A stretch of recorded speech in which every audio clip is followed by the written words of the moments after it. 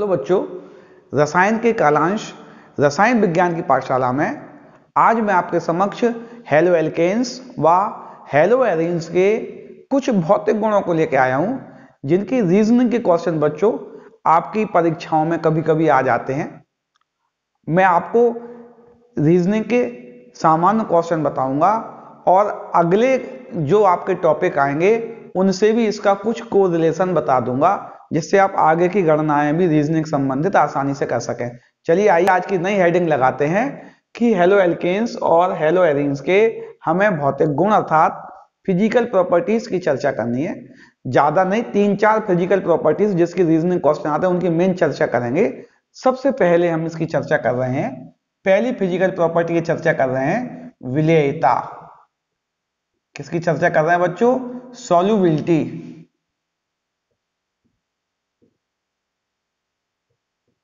किसकी चर्चा कर रहे हैं हम? सॉल्युबिलिटी की, विलेयता की हम चर्चा कर रहे हैं कि इसकी जल में यह विलेय है कि नहीं है।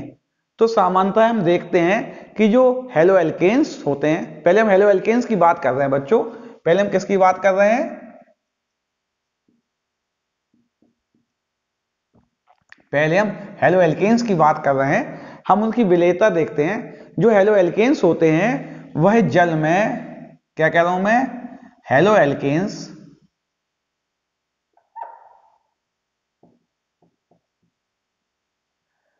जल में बहुत कम विलेय या अविलेय कह सकते हैं हम इसको। क्या कह सकते हैं हम? अविलेय होते हैं, अर्थात यह वाटर में इनसॉल्युबल होते हैं। क्यों? क्वेश्चन समझ में आ रहा ना बेटा? फिजिकल प्रॉपर्टी के प्रत्येक हेडिंग वाई बनेगी। क्यों ऐसा, कैसा क्यों होता है कि यह जल में अविलेय होते हैं? सामान्यतः जब आप ऑर्गेनिक केमिस्ट्री पढ़ते हैं बच्चों, ऑर्गेनिक केमिस्ट्री में आपके जितने टॉपिक हैं उन सबकी जल में विलेयता का प्रमुख कारण, मैं क्या कहता हूं प्रमुख, एक आध कारण और भी हो सकता है, लेकिन प्रमुख कारण हाइड्रोजन बॉन्डिंग है। क्या है बच्चों? हाइड्रोजन बॉन्डिंग है। जब ये आएगी तभी बताया जाएगा, लेकिन यहां तो हेलो एल्केन्स जल में अविलेय है क्योंकि यह जल के साथ हाइड्रोजन बॉन्डिंग नहीं बनाता है। आपको डायरेक्ट आंसर तो ऐसा देना है, क्या कह रहा हूं मैं? यह जल के साथ हाइड्रोजन बॉन्डिंग नहीं बनाता है, इसलिए यह जल में अविलेय है। ठीक है ना बेटा? लेकिन इसको थोड़ा हम और समझें। जब भी सामान्यतः जो हेलो एल्केन्स होता है, एल्काइल हैलाइड्स होता है, यह पोलर नेचर का होता है। कैसा होता है बच्चों? पोलर नेचर का होता है। वाटर भी एक पोलर सॉल्वेंट हम कह सकते हैं, H पॉजिटिव होता है और इस पे नेगेटिव आ जाता है, इस पे भी पॉजिटिव होता है। ठीक है ना? या OH नेगेटिव ऐसा भी कह सकते हैं हम इसको। OH अगर अलग से कहेंगे, पूरा OH कहेंगे ना, तो प्लस माइनस मिलके माइनस बचेगा। इसको हम ऐसा भी लिख सकते हैं ना, जोड़ के। वाटर भी एक पोलर सॉल्वेंट होता है, यह भी पोलर कंपाउंड है। सामान्यतः लाइक डिजॉल्व लाइक हमने पढ़ा हुआ था, अर्थात जो पोलर कंपाउंड्स होते हैं वह पोलर सॉल्वेंट में सॉल्युबल हो जाते हैं, लेकिन एल्काइल हैलाइड वाटर में सॉल्युबल नहीं होता है। क्यों? देखिए बच्चों, हम समझते हैं। जब वाटर जो होता है बेटा, वाटर में इसके मॉलिक्यूल के बीच में हाइड्रोजन बॉन्डिंग होती है। क्या होती है? हाइड्रोजन बॉन्डिंग होती है। इसके मॉलिक्यूल आपस में किसके द्वारा जुड़े होते हैं? हाइड्रोजन बंधों द्वारा जुड़े होते हैं। जब एल्काइल हैलाइड इस पर अटैक करता है, क्या कह रहा हूं मैं? ये मान लिया नेगेटिव वाला पार्ट है, ये पॉजिटिव वाला पार्ट है। जब एल्काइल हैलाइड इस पर अटैक करते हैं तो इसका जो नेगेटिव पार्ट है वो पॉजिटिव पार्ट से, इसका जो पॉजिटिव पार्ट है वह जल के नेगेटिव पार्ट को इंटरेक्ट करता है, वह उसको खींचने का प्रयास करता है। ठीक है नहीं? और इसका जो नेगेटिव पार्ट है वह जल के धनात्मक भाग को इंटरेक्ट करता है। क्या कह रहा हूं मैं? इसको यहां समझाते हैं। ये जो माइनस है वो, ये जो प्लस है वो इस माइनस की ओर आकर्षित होगा, और ये जो माइनस है वो इस प्लस की ओर आकर्षित होगा। इस इंटरेक्शन में कुछ एनर्जी लूज होगी, कुछ एनर्जी निकलेगी। क्या कह रहा हूं मैं, दोबारा समझना बेटा। जब एल्काइल हैलाइड को जल में विलय करते हैं तो एल्काइल हैलाइड के जो आयंस हैं वह जल के अपोजिट आयनों को इंटरैक्ट करते हैं, आकर्षित करते हैं। इस आकर्षण के फलस्वरूप कुछ एनर्जी रिलीज होती है, लेकिन वह एनर्जी इतनी नहीं होती है कि जल के हाइड्रोजन बॉन्ड को ब्रेक कर पाए। इस बॉन्ड को वह ब्रेक नहीं कर पाती है। अगर वह एनर्जी इस बॉन्ड को ब्रेक कर देती तो यह जल में विलय हो जाता। ठीक है ना, बात समझ में आ रही कि नहीं आ रही है? आपको डायरेक्ट आंसर लिखना है। प्रश्न आया हेलो एल्केन्स जल में अविलय होते हैं क्योंकि यह जल के साथ हाइड्रोजन बॉन्ड नहीं बनाते हैं। लेकिन आपको पूरा आंसर कैसे देना है? जब एल्काइल हैलाइड्स को जल में घोला जाता है तो एल्काइल हैलाइड्स के अपोजिट जो आयंस हैं प्लस और माइनस, वो जल के अपोजिट आयनों को इंटरैक्ट करते हैं। इस इंटरैक्शन में कुछ एनर्जी रिलीज होती है, लेकिन वह इतनी एनर्जी नहीं होती है कि जल के हाइड्रोजन बॉन्डों को तोड़ सके, अर्थात यह जल में विलय नहीं हो पाएंगे। अगर इसको तोड़ देता तो यह जल के बीच में आ जाते और जल में विलय हो जाते। ठीक है ना, तो पहला क्वेश्चन हो गया विलयता का। आपको समझ में आ रहा है जल में अविलय क्यों है? दूसरा महत्वपूर्ण क्वेश्चन है बेटा, सामान्यतः इसके प्रश्न बहुत आते हैं। प्रश्न आते हैं क्वथनांक के। किसके बच्चों? क्वथनांक के। क्वथनांक क्या है? ठीक है ना, क्वथनांक के बहुत से प्रश्न आते हैं। ठीक है ना, सबसे पहले हम देखें, अगर हम सेम एल्केन ले लें CH3F, CH3Cl, CH3Br और CH3I। प्रश्न आए यदि एल्काइल ग्रुप एक समान हो। कैसा है बच्चों? समान। समान क्या है? एल्काइल। एल्काइल ग्रुप यदि एक समान हो, एक समान है तो हैलोजन परमाणु की साइज बढ़ने के साथ साथ, मैं क्या कह रहा हूं, साइज ऑफ एक्स, जैसे जैसे साइज बढ़ेगा इसका बॉइलिंग पॉइंट इंक्रीज होगा। यदि एल्काइल ग्रुप एक समान है तो हैलोजन का साइज बढ़ने के साथ साथ इसका बॉइलिंग पॉइंट बढ़ेगा क्रमशः। ठीक है नहीं, तो सबसे ज्यादा बॉइलिंग पॉइंट किसका होगा? सबसे ज्यादा बॉइलिंग पॉइंट इसका होगा, क्योंकि इसकी हैलोजन का साइज सबसे बड़ा है। आयोडाइड आयन सबसे बड़ा होता है इन चारों में, फ्लोराइड, क्लोराइड, ब्रोमाइड और आयोडाइड में आयोडाइड आयन बड़ा होता है। यदि समान एल्काइल ग्रुप है तो हैलोजन की साइज बढ़ने के साथ साथ बॉइलिंग पॉइंट बढ़ते हैं, अर्थात बॉइलिंग पॉइंट का ऑर्डर होगा, ये इससे छोटा होगा, ये इससे छोटा होगा और ये इससे छोटा होगा। ये सबसे बड़ा कौन होगा? इसका सर्वाधिक होगा। इसका कैसा होगा? सर्वाधिक। प्रश्न आ जाए कि मिथाइल आयोडाइड का बॉइलिंग पॉइंट मिथाइल फ्लोराइड से ज्यादा होता है, क्यों? आपका जवाब होगा बच्चों, इसका जो आयोडाइड आयन है इसका साइज बड़ा होता है किससे? फ्लोराइड आयन से, इसलिए मैग्नीट्यूड्स ऑफ वैन डर वाल फोर्स ज्यादा होंगे और क्वथनांक ज्यादा होगा। ठीक है ना, क्वथनांक सामान्यतः बच्चों ये ध्यान रखना, मॉलिक्यूल अलग अलग होना चाहते हैं। क्या कह रहा हूं मैं? मॉलिक्यूल अलग अलग। जब हमने क्वथनांक क्या होता है? क्वथनांक में जो लिक्विड है वह गैस में बदलती है, अर्थात है ना, लिक्विड स्टेज गैस में बदलती है और लिक्विड में पार्टिकल क्या होते हैं? एक दूसरे से फोर्स ऑफ अट्रैक्शन द्वारा बंधे रहते हैं। जो लिक्विड होता है ना उसके पार्टिकल किसी फोर्स ऑफ अट्रैक्शन द्वारा बंधे रहते हैं, और गैस में क्या होता है? वह फोर्स ऑफ अट्रैक्शन ब्रेक हो जाता है और पार्टिकल फ्री हो जाते हैं। तो फोर्स ऑफ अट्रैक्शन में क्या होगा? इसमें magnitudes of force of attraction ज्यादा होंगे, साइज बड़ा होने से फोर्स ऑफ अट्रैक्शन ज्यादा रहा होगा, इसलिए इसका क्वथनांक ज्यादा होगा। अच्छा, दूसरी बात करें, हम क्या करें, समान हैलोजन ले लें, समान हैलोजन और विभिन्न एल्काइल, विभिन्न क्या ले लें? एल्काइल। एल्काइल ग्रुप बदल दें। अच्छा, हम देखें CH3Cl, C2H5Cl, C3H7Cl और C4H9Cl। प्रश्न आया एल्काइल ग्रुप समान है, सॉरी एल्काइल ग्रुप नहीं, हैलोजन समान है, एल्काइल ग्रुप भिन्न है, तब क्या होगा, इसमें भी क्या होगा, जो एल्काइल ग्रुप है, एल्काइल समूह का साइज बढ़ने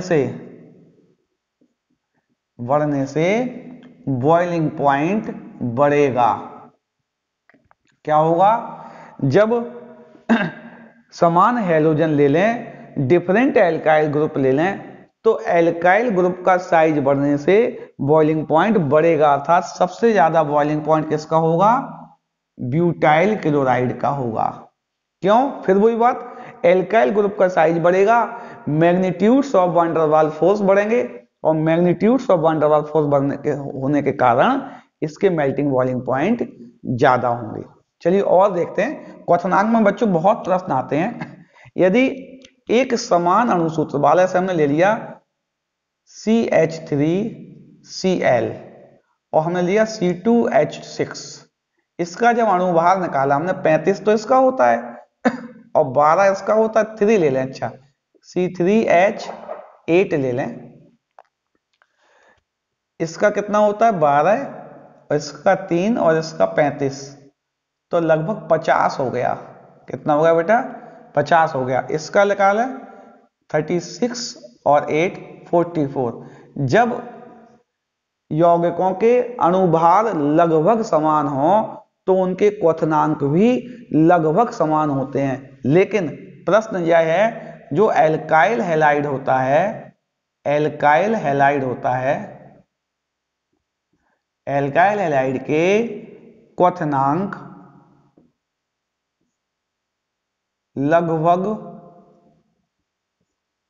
समान अणुभार वाले एल्केन व ईथर से अधिक होते हैं। क्या कह रहा हूं मैं, प्रश्न क्या है बच्चों, प्रश्न है एल्काइल हैलाइड के क्वथनांक लगभग समान अणुभार वाले एल्केन व ईथर से अधिक होते हैं, क्यों। प्रश्न आपको समझ में आ रहा है, क्यों होते हैं इस बात को देखना है। निश्चित कोई नया फोर्स ऑफ अट्रैक्शन होगा इसमें जो कि ईथर में और एल्केन में नहीं होगा, ठीक है ना। हम जानते हैं एल्काइल हैलाइड लिखा हमने, एक हमने एल्केन लिखा और एक हमने ईथर लिखा और इनके अणुभार लगभग समान हैं। प्रश्न यह है कि इसका जो बॉइलिंग पॉइंट है वो इन दोनों से अधिक होता है। क्यों, क्योंकि इसमें एक एक्स्ट्रा फोर्स ऑफ अट्रैक्शन होगा। क्या कह रहा हूं मैं, एक अतिरिक्त फोर्स ऑफ अट्रैक्शन होगा। कौन सा होगा, क्योंकि एल्काइल हैलाइड हम जानते हैं एल्काइल हैलाइड एक पोलर मॉलिक्यूल होता है। कैसा होता है, पोलर मॉलिक्यूल होता है। जब इसके कई मॉलिक्यूल एक दूसरे के पास रहें तो इनके बीच में एक नया फोर्स ऑफ अट्रैक्शन होता है। इसका माइनस इसके प्लस को आकर्षित करेगा और इसका प्लस इसके माइनस को आकर्षित करेगा। इस फोर्स ऑफ अट्रैक्शन को बोलते हैं डाइपोल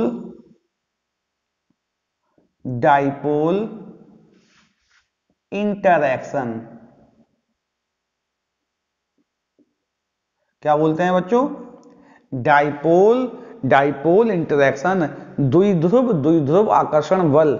इसमें दो पोल थे प्लस और माइनस के, अगले मॉलिक्यूल में भी दो पोल होंगे, वह एक दूसरे के अपोजिट चार्ज को इंटरैक्ट करेंगे, जिससे उसमें एक नया फोर्स ऑफ अट्रैक्शन जनरेट हो जाएगा। उस नया फोर्स ऑफ अट्रैक्शन को तोड़ने के लिए भी अतिरिक्त एनर्जी की आवश्यकता पड़ेगी, इसलिए इनके बॉइलिंग पॉइंट एल्केन और ईथर से ज्यादा होते हैं। यह नॉन पोलर मॉलिक्यूल्स हैं। कैसे हैं बच्चों, यह नॉन पोलर मॉलिक्यूल्स हैं। इनमें नया फोर्स ऑफ अट्रैक्शन कुछ अलग से नहीं होता, केवल weak van der Waals force of attraction पाया जाता है, तो इनके बॉइलिंग पॉइंट इससे ज्यादा होते हैं। इस बात को जो नोट करना नोट कर लो, मिटा के आगे बताते हैं बच्चों।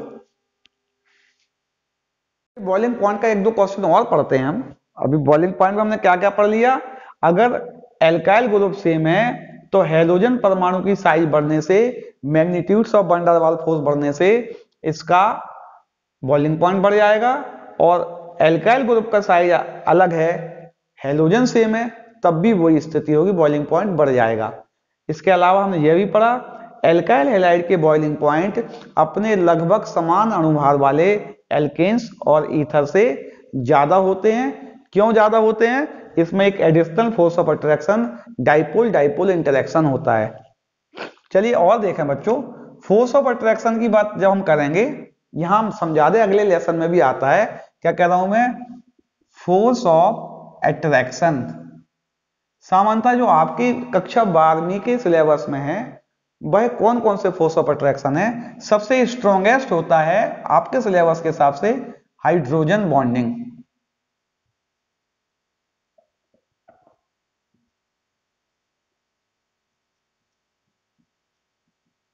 अर्थात जिनमें यह पाया जाता है उनके melting boiling point, boiling main की बात करें अभी, उनके बॉइलिंग पॉइंट ज्यादा होते हैं। नंबर दूसरा फोर्स ऑफ अट्रैक्शन होता है dipole dipole dipole dipole interaction. Dipole dipole interaction सबसे बड़ा कौन सा होता है? Hydrogen bonding. दूसरा कौन सा होता है? Dipole dipole interaction. और उसके बाद आता है वैन डर वाल्स, वीक भी लिख सकते हैं ना, weak van der Waals force. कौन कौन सा? सबसे स्ट्रॉन्गेस्ट कौन सा होता है बच्चों? हाइड्रोजन बॉन्डिंग, फिर डाइपोल डाइपोल इंटरेक्शन, फिर weak van der Waals force. जिनमें यह होगा उनके बॉइलिंग पॉइंट सबसे ज्यादा होंगे, जिनमें यह होगा उसके बॉइलिंग पॉइंट इससे कम होंगे, लेकिन इससे ज्यादा होगा। कौन कौन मॉलिक्यूल जो आपके सिलेबस में इनमें होता है, हम दोबारा लिख देते हैं बच्चों, शॉर्ट में लिख दे रहा हूं। Hydrogen bonding, dipole dipole interaction और वैन डर वाल्स फोर्स। किस में होता है बच्चों? हाइड्रोजन बॉन्डिंग जो होती है मुख्यतः एल्कोहल, एसिड, किस किस में? एल्कोहल में होती है, कार्बोक्सिलिक एसिड में होती है, स्वयं के मॉलिक्यूल की बात हो रही है ना। अच्छा, डाइपोल डाइपोल इंटरेक्शन किस में होता है? कार्बोक्सिलिक एसिड, एल्डिहाइड, कीटोन और alkyl halide. Dipole dipole interaction इन चार में होता है। सबसे ज्यादा इंटरेक्शन इसमें होता है, उसके बाद इन दोनों में होता है, और उसके बाद इसमें होता है। इसका डाइपोल डाइपोल इंटरेक्शन इनसे कम होता है लेकिन, है ना। अच्छा, अगली बात करें कि इसकी बात करके देखें हम, ये सब में होता है ऑल। ऑल ऑल का मतलब किस किस में? एल्कोहल में होगा, एसिड में होगा, एल्डिहाइड में होगा, कीटोन में होगा, ईथर में होगा और एल्केन्स में होगा। यह सब में पाया जाता है। Weak van der Waals force सब में पाया जाता है। अगर आपसे पूछा जाए आपके सिलेबस में जो हैं उनमें सबसे ज्यादा बॉइलिंग पॉइंट किसके होंगे, तो सबसे ज्यादा बॉइलिंग पॉइंट एसिड के होंगे, क्योंकि एसिड में दो फोर्स ऑफ अट्रैक्शन होते हैं, हाइड्रोजन बॉन्डिंग और डाइपोल डाइपोल इंटरैक्शन। अर्थात सबसे ज्यादा बॉइलिंग पॉइंट किसके होते हैं? Carboxylic acid. सबसे highest boiling point carboxylic acids के होते हैं जो आपके सिलेबस में इतने में, है ना। उसके बाद हाइड्रोजन बॉन्डिंग एल्कोहल में, तो सेकंड नंबर एल्कोहल का आएगा, एल्कोहल। उसके बाद एल्डिहाइड कीटोन, इनका आपस में देखेंगे हम किसका होता है, अभी तो हम साथ में लिख रहे हैं बेटा, है ना।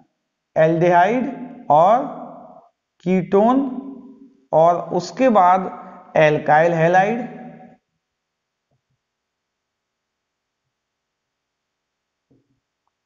और उसके बाद बच्चों ईथर और एल्केन, सामान्यतः ईथर का थोड़ा ज्यादा होता है एल्केन से, स्लाइट ज्यादा होता है ना। उसके बाद क्या, ईथर और एल्केन्स, ये ऑर्डर होता है। अब आपको समझ में आ रहा है। क्वेश्चन आता है कार्बोक्सिलिक एसिड के बॉइलिंग पॉइंट एल्कोहल से ज्यादा क्यों होते हैं।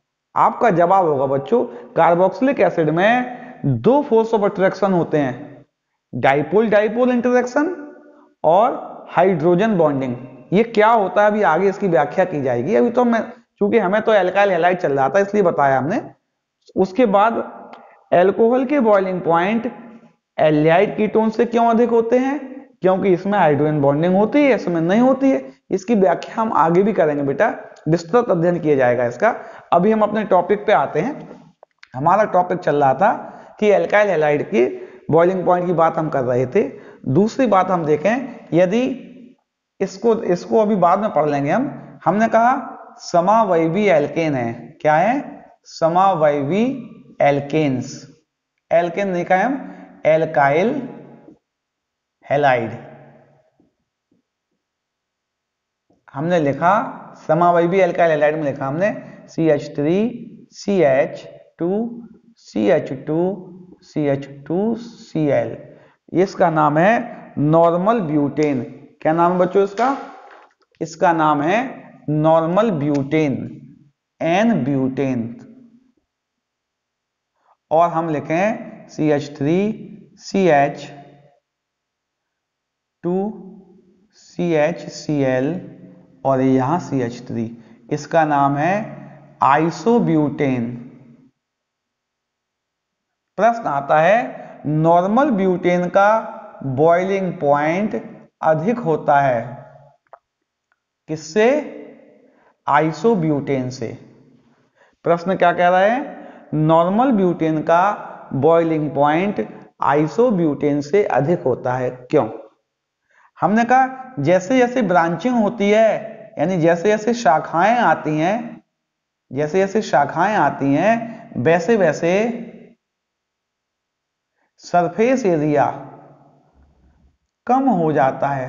क्या कह रहा हूं मैं, जैसे जैसे शाखाएं बढ़ती हैं ये सरफेस एरिया जो है वो कम हो जाएगा। इसका सरफेस एरिया कैसा दिख रहा है बेटा, देखो ये ज्यादा सरफेस एरिया दिख रहा है ना। शाखाएं बढ़ने से सरफेस एरिया कम हो जाएगा, जिससे magnitudes of van der Waals force of attraction कम हो जाएंगे, यानी जो आकर्षण करने के जो चांस हैं वह चांस कम हो जाएंगे। कहां, यहां ज्यादा भाग में आकर्षण हो रहा है तो ज्यादा आकर्षण होगा, और कम भाग में आकर्षण होगा तो कम आकर्षण होगा। अर्थात प्रश्न आता है इसका बॉइलिंग पॉइंट, नॉर्मल ब्यूटेन का बॉइलिंग पॉइंट आइसोब्यूटेन से ज्यादा होता है, इसलिए कि जब आइसोब्यूटेन में हमने ब्रांच बनाई तो इसका सरफेस एरिया कम हो गया, जिससे जो वान डेर वाल्स फोर्स था, कौन सा वाला, वान डेर वाल्स फोर्स था, जो बल था, आकर्षण बल था, वान डेर वाल्स आकर्षण बल था, आकर्षण बल के चांस कम हो गए।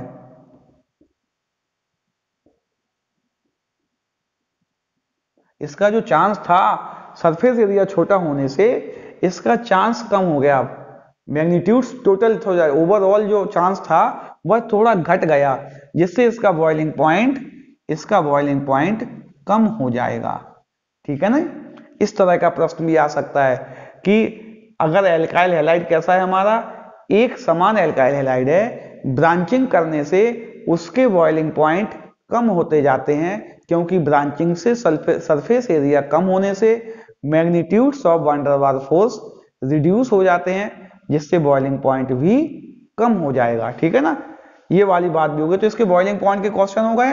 अगर हम एक साथ लिखें, इसको ग्राफीय निरूपण करें बच्चों, ग्राफ द्वारा यदि हम इसको बताने का प्रयास करें, इसको यहां बताते हैं ग्राफ अतः कि ग्राफ में कैसे बनेगा ये। यहां पे हम लिखें, एक कर्व बना के देखें बेटा, इसमें आपके बुक में दिया हुआ है, ये हमारा एल्काइल हैलाइड है, यहां बॉइलिंग पॉइंट है और यहां एल्काइल हैलाइड है। ठीक है ना, हमने देखा यहां पे, यहां लिख दें थोड़ा, एल्काइल हैलाइड, ये हमने बनाया मिथाइल क्लोराइड, क्या बनाया? Methyl chloride. CH3X टाइप के एल्काइल हैलाइड हैं मिथाइल क्लोराइड और मिथाइल ब्रोमाइड, और ब्रोमाइड को हमने ऐसे कर दिया, क्या किया हमने? ये ब्रोमाइड मान लिया हमने, और हमने बनाया मिथाइल आयोडाइड। आयोडाइड को हमने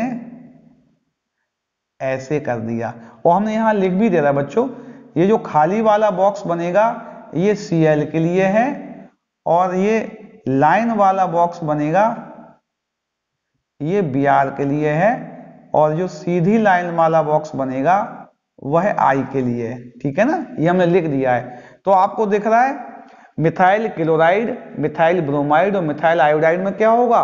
किसका बॉइलिंग पॉइंट ज्यादा होगा? मिथाइल आयोडाइड का। क्यों ज्यादा होगा? इसका हैलोजन का साइज बढ़ेगा, सरफेस एरिया बढ़ेगा, magnitudes of van der Waals force ज्यादा होंगे। अच्छा, अगली बात करें हम, अगर हम इथाइल की बात कर लें, C2H5X ले लें, तो ये भी बात है बच्चों, इथाइल क्लोराइड का इथाइल मिथाइल क्लोराइड से ज्यादा होगा, यानी क्या होगा? इसको हम बनाएंगे तो इसके देखें, ये मिथाइल क्लोराइड है, ये इथाइल क्लोराइड है। इथाइल क्लोराइड का बॉइलिंग पॉइंट मिथाइल क्लोराइड से ज्यादा आएगा। क्यों ज्यादा आएगा? क्योंकि इथाइल ग्रुप का साइज बढ़ गया। इसी क्रम में इसका ब्रोमाइड और बड़ा होगा। इसका ब्रोमाइड कैसा होगा? इसका ब्रोमाइड और बड़ा होगा, और इसका आयोडाइड का बॉइलिंग पॉइंट और ज्यादा आएगा। हम इसी क्रम में प्रोपाइल बना सकते हैं, C3H7X, इसका इससे भी ज्यादा आएगा बेटा, है ना, इसका बॉइलिंग पॉइंट इससे भी ज्यादा आएगा।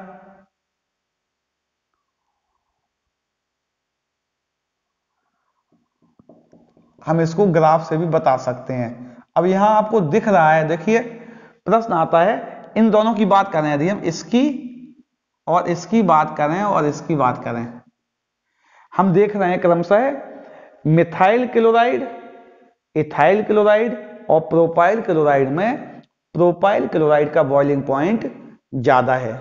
क्यों ज्यादा है? एल्काइल ग्रुप का साइज बड़ा है। ठीक है ना, तो ये बॉइलिंग पॉइंट का आपको समझ में आ रहा है ना। तो एल्केन्स के दो हमने भौतिक गुण पढ़े अभी, विलेयता और बॉइलिंग पॉइंट, इसको नोट कर लो। तीसरा भौतिक गुण बताते हैं बच्चों, तीसरा भौतिक गुण पढ़ते हैं पोलरिटी और डाइपोल मूवमेंट। पोलरिटी क्या होती है? हम जानते हैं सभी एल्काइल हैलाइड्स पोलर नेचर के होते हैं, क्योंकि इनके इलेक्ट्रोनेगेटिविटी में अंतर होता है। किस में अंतर होता है? En में अंतर होता है। जैसे कि हम लिखें FCl Br I, F की En जो होती है बच्चों वो 4 होती है, इसकी 3.5, 2.8 और अप्रोक्स 2.6 या 5 के लगभग होती है ना। क्योंकि इनकी En में अंतर होता है, इसलिए इनमें पोलरिटी पाई जाती है। इनमें पोलरिटी पाई जाती है, क्यों? क्योंकि इनकी इलेक्ट्रोनेगेटिविटी में अंतर होता है। डाइपोल मूवमेंट क्या होता है भाई? डाइपोल मूवमेंट जो होता है बच्चों, mu, dipole movement mu equal to होता है Q इंटू R, अर्थात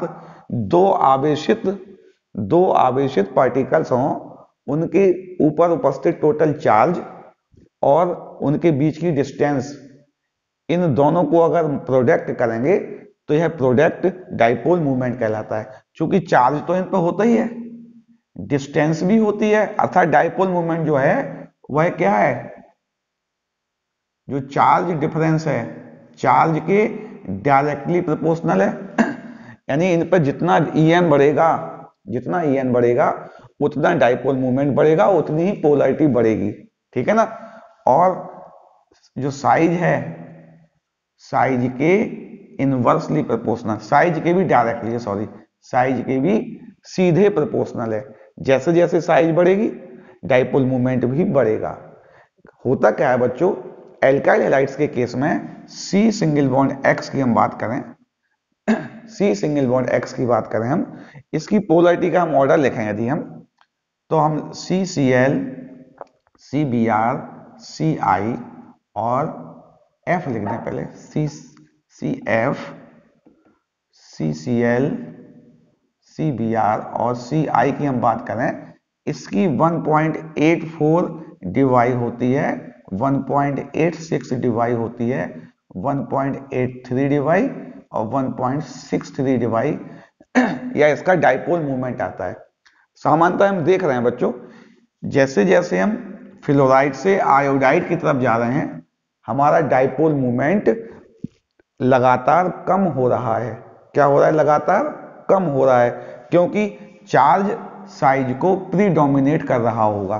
किस पे डिपेंड कर रहा है? चार्ज पे। साइज भी बढ़ रहा है, ये बात ध्यान रखना। जैसे ही हम लेफ्ट टू राइट जाते हैं, साइज बढ़ता है, हेलोजन का साइज बढ़ता है, लेकिन साथ साथ चार्ज कम होता है।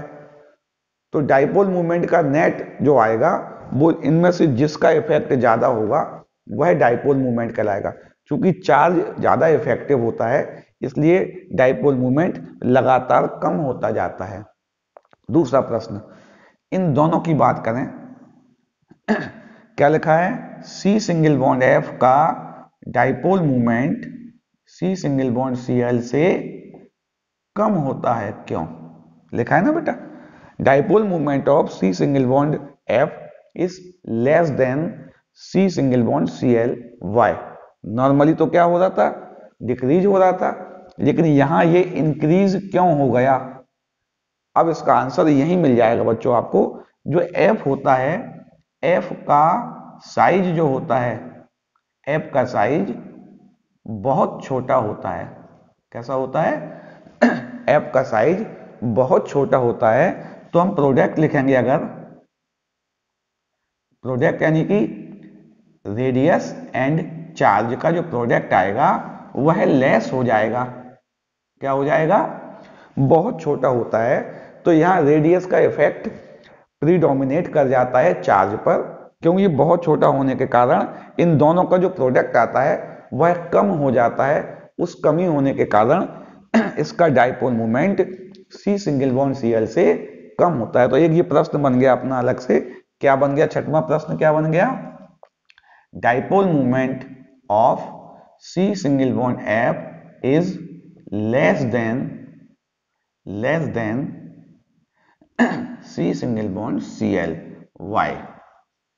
ये प्रश्न भी आता है बेटा, है ना, ये प्रश्न आता है परीक्षाओं में कि इसका डाइपोल मूवमेंट इससे कम क्यों होता है। कम इसलिए होता है कि इसका साइज बहुत छोटा होता है। साइज छोटा होने के कारण इन दोनों का प्रोडक्ट कम हो जाता है, और प्रोडक्ट कम होने के कारण डाइपोल मूवमेंट की वैल्यू भी कम हो जाती है। चलिए एक दो प्रॉपर्टी हेलो एरिन्स की भी पढ़ लें हम। किसकी पढ़ लें? हेलो एरिन्स की पढ़ लें। पहले डाइपोल मूवमेंट की बात हो रही तो इसको ही पढ़ लें। सामान्यतः हेलो एरिन्स जो होते हैं, जो डाई डेरिवेटिव्स होते हैं, क्लोरो ब्रोमो आयोडो, जैसे पैरा डाइक्लोरोबेंजीन, ऑर्थो डाइक्लोरोबेंजीन और मेटा डाइक्लोरोबेंजीन। आपसे पूछा जाए इनका डाइपोल मूवमेंट का ऑर्डर लगाइए, इंक्रीजिंग ऑर्डर में लिखिए। सबसे ज्यादा डाइपोल मूवमेंट ऑर्थो आइसोमर का होता है। किसका होता है? ऑर्थो आइसोमर का होता है। क्यों? कोई आपसे पूछेगा। इसके जो हाई इलेक्ट्रोनेगेटिव एलिमेंट्स हैं, वह पास पास होने के कारण सर्वाधिक पोलर बनाएंगे इस बॉन्ड को। इसकी पोलरिटी इन सबसे ज्यादा होगी, इन दोनों से ये ज्यादा पोलर होगा, अर्थात इसका डाइपोल मूवमेंट कैसा होगा?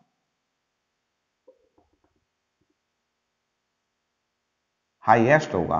कैसा होगा? इसका डाइपोल मूवमेंट हाईएस्ट होगा। इसके बाद किसका डाइपोल मूवमेंट होगा? क्योंकि पैरा जो पोजीशन होती है, इसमें दो हैलाइड एक दूसरे के अपोजिट होते हैं, ठीक विपरीत साइड में होते हैं। उनका जो नेट फोर्स ऑफ अट्रैक्शन है, वो नेट पोलरिटी है, वो एक दूसरे को कैंसिल कर देती है। क्या कह रहा हूं मैं? ये और ये क्या कर लेंगे? या एक दूसरे को निरस्त कर देते हैं। इनका जो फोर्स ऑफ अट्रैक्शन है वो एक दूसरे को कैंसिल कर देगा। तो इसका जो नेट डाइपोल मूवमेंट आएगा, नेट डाइपोल मूवमेंट 0 होता है। कितना होता है भाई?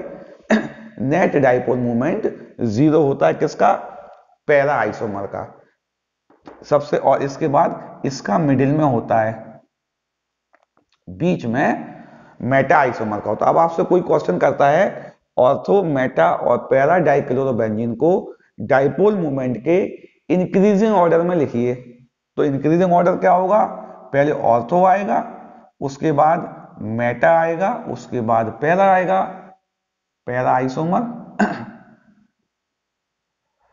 ये बात आपको समझ में आ रही ना कि डाइपोल मूवमेंट का ऑर्डर हेलोएरीन्स में भी आ सकता है, उनको ऑर्डर को आप लिख सकते हैं। सबका रीजन भी है। अगला क्वेश्चन क्या बन गया, यानी इसका डाइपोल मूवमेंट जीरो क्यों होता है, क्या कह रहा हूं मैं, इसका डाइपोल मूवमेंट जीरो क्यों होता है और इनका डाइपोल मूवमेंट का ऑर्डर क्या होगा। ठीक है ना, दो क्वेश्चन बनते हैं, यानी क्वेश्चन क्या क्या बन गया यहां लिख दे रहा हूं मैं। Dipole movement of P isomer कितना होता है, जीरो होता है, और ऑर्डर क्या होता है इसका, ऑर्डर होता है ऑर्थो लेस देन आएगा बेटा, ग्रेटर देन की जगह ग्रेटर देन लिखा है ना, लेस देन आएगा ना, ortho less than Meta less than para, highest dipole movement para isomer का होता है। एक क्वेश्चन और आ जाता है बेटा, इनके मेल्टिंग पॉइंट पे आ जाता है, किस पे आ जाता है, मेल्टिंग पॉइंट। इनका मेल्टिंग पॉइंट किसकी बात कर रहा है, इनकी बात कर रहा है। अच्छा बच्चों, सॉल्युबिलिटी का क्वेश्चन सेम है कि यह जल में विलय नहीं होते हैं क्योंकि यह भी जल के साथ हाइड्रोजन बॉन्ड नहीं बनाते। मेल्टिंग पॉइंट में क्या होता है, जब हम मेल्ट करते हैं तो हम सॉलिड से लिक्विड बनाते हैं, क्या बनाते हैं, सॉलिड से लिक्विड बनाते हैं, अर्थात एक जो डेफिनेट फिक्स अरेंजमेंट होता है उसको लूज पैकिंग में करते हैं हम लिक्विड में। जैसे कि हम एक सिंबॉलिक बनाएं, यह एक डेफिनेट अरेंजमेंट है पार्टिकल्स का और ये सॉलिड स्टेट में है। जब हम लिक्विड में करेंगे तो यह पार्टिकल्स थोड़े लूज बाउंडिंग में आ जाएंगे और ये आपस में क्या होंगे, थोड़े से फेल, इनका फोर्स ऑफ अट्रैक्शन कमजोर हो जाएगा और ये लिक्विड फॉर्म में आ गए। इनका फोर्स ऑफ अट्रैक्शन थोड़ा वीक हो गया, यहां से यहां ले जाना है हमें, ठीक है ना, यहां से यहां ले जाने के लिए जो एनर्जी लग रही है वह इसका मेल्टिंग पॉइंट है। अर्थात मेल्टिंग पॉइंट जो होगा वो इस हेलोएरीन्स की पैकिंग पर निर्भर करेगा। क्या करूं मैं, पैकिंग पर निर्भर करेगा। पैकिंग जितनी क्लोज होगी, पार्टिकल्स जितने पास पास होंगे उतना मेल्टिंग पॉइंट ज्यादा होगा, उतना इसको डिसऑर्डर करने के लिए, थोड़ा बहुत ऑर्डर कम हटाने के लिए ज्यादा एनर्जी की आवश्यकता पड़ेगी। तो प्रश्न आता है जो मेल्टिंग पॉइंट है, melting point of P isomer is higher than किससे, यानी पैरा आइसोमर का मेल्टिंग पॉइंट, क्या कह रहा हूं मैं, पैरा आइसोमर का मेल्टिंग पॉइंट ऑर्थो और मेटा आइसोमर से, ऑर्थो और मेटा आइसोमर से अधिक होता है, क्यों। प्रश्न समझ में आ रहा ना आपको।